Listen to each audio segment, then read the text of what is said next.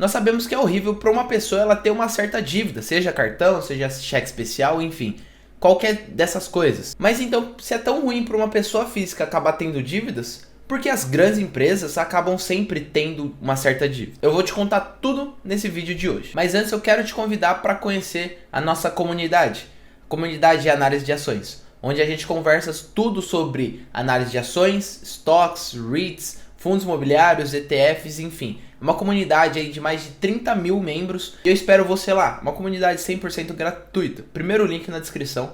E a gente vai ter toda a conversa que a gente precisa lá dentro. Todos nós fugimos, ou pelo menos deveríamos fugir, das dívidas quando a gente está falando em pessoa física. Ninguém quer cair em cheque especial, nem pagar os juros rotativos ali do cartão como um todo. No entanto, as maiores empresas, tanto do Brasil quanto do mundo inteiro, acabam sempre tendo grandes dívidas. E como a gente está falando de grandes empresas, nós estamos falando aqui de dívidas muitas vezes até bilionárias. E o interessante é que algumas dessas empresas possuem até um grande valor em caixa. Mas por que então essa empresa acaba tendo um caixa, mas não usa ele para quitar as dívidas? A gente pode começar a responder essa pergunta em 2 passos. O primeiro é o porquê eles não gastam esse caixa para quitar essas dívidas. E o motivo é bastante simples. Primeiro, a empresa precisa de um capital de giro. O que seria esse capital de giro?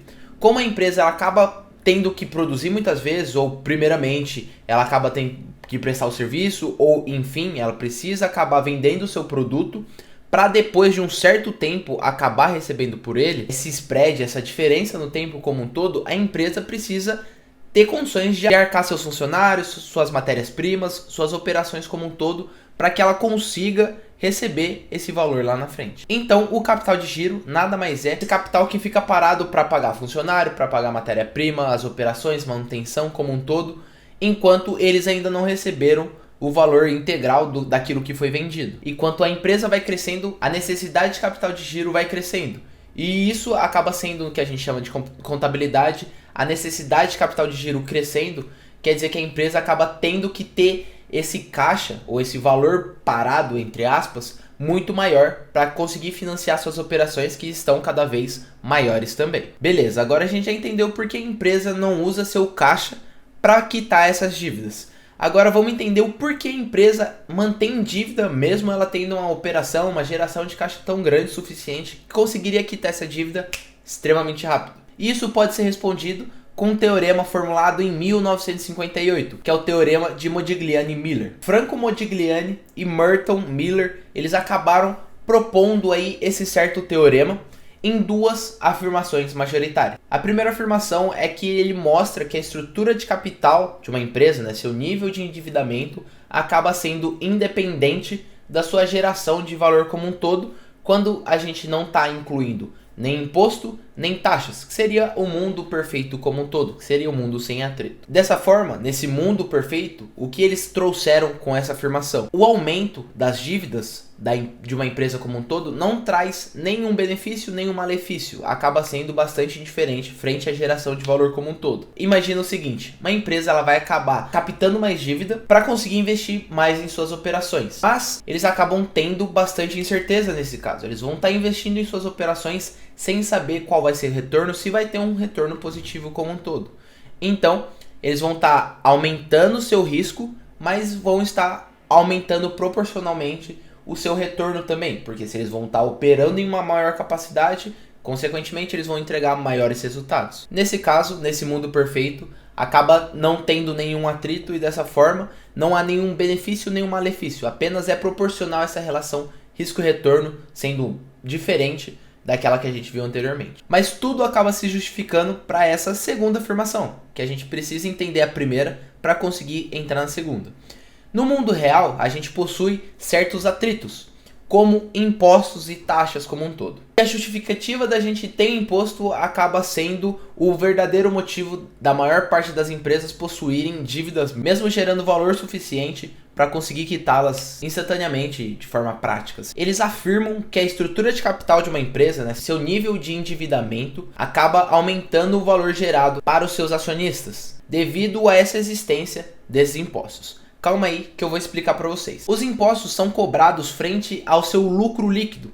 Então, quando a gente está falando no lucro líquido, a gente tem diversos descontos. E um dos últimos descontos que a gente tem são as despesas com juros frente ao seu capital endividado. E dessa forma a gente consegue observar que no lucro líquido a gente vai estar descontando essas despesas. Consequentemente, o lucro líquido vai ser menor e o imposto cobrado em cima dele vai ser menor também, já que a gente diminuiu o lucro dessas despesas como um todo. E de forma ampla, quanto maior o endividamento das empresas, consequentemente, maior vão ser as despesas com juros e assim a gente vai diminuir ainda mais o lucro líquido, dessa forma pagando o mínimo de imposto possível. E é bastante intuitivo a gente imaginar que quanto maior o endividamento da empresa, nesse caso, maior seria essa economia, entre aspas, com os impostos como um todo.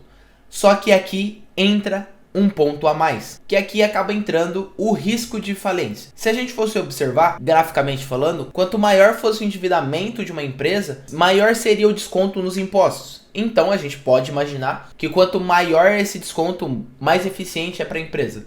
Só que esse risco de falência acaba entrando nesse caso. As dívidas, elas acabam sendo benéficas até certo ponto, porque a partir desse ponto para frente acabam sendo uma bomba relógio.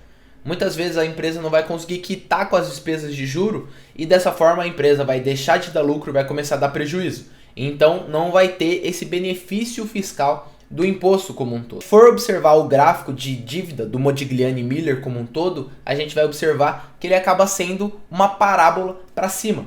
E dessa forma a gente vai ver que tem um ponto ótimo embaixo. E esse ponto ótimo seria o ponto ideal da dívida. Nem mais, nem menos. Seria próximo desse range ali, que seria a estrutura de capital ótimo da empresa.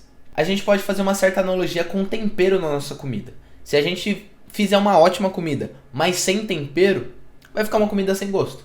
Só que se a gente temperar ela muito também, vai ficar uma comida meio nojenta, você não vai conseguir saborear ela realmente. Tem que estar na medida certa. E muitas vezes as empresas elas tentam atingir essa média ou o que eles julgam ser o mais eficiente para se encaixar nessa estrutura de capital ótimo ou mais próximo do ótimo como um todo. E aí, conseguiu entender por que as empresas acabam tendo dívida? Então quando você vê pessoas falando que a Petrobras tem dívida de tanto, a Apple tem dívida de tanto, a Amazon, Facebook, enfim, agora você já sabe o porquê essa empresa, apesar de ter o poder de quitar essa dívida, ela não quita, para conseguir ter certo benefício fiscal. Eu espero que você tenha gostado desse vídeo. Eu espero você na nossa comunidade, primeiro link na descrição. Tamo junto e até a próxima!